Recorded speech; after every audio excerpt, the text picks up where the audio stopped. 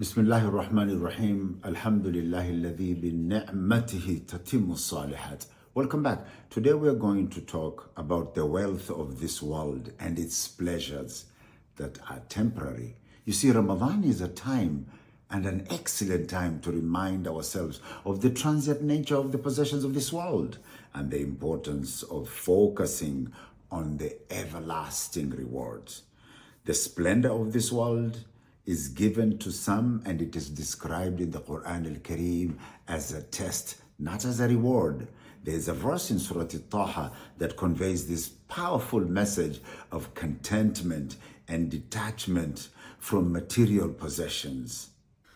ولا تمدن عينيك إلى ما متعنا به أزواجا منهم زهرة الحياة الدنيا لنفتنهم فيه ورزق ربك خير وأبقى.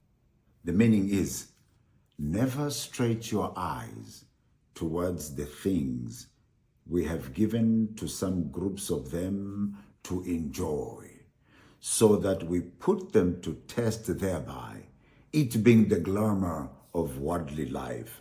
And the provision of your Lord is much better and more lasting. Here's a dua that you can say every morning and every evening. Repeat after me. Allahumma ma asbah bi min ni'matin أو بأحد من خلقك فمنك وحدك لا شريك لك فلك الحمد ولك الشكر.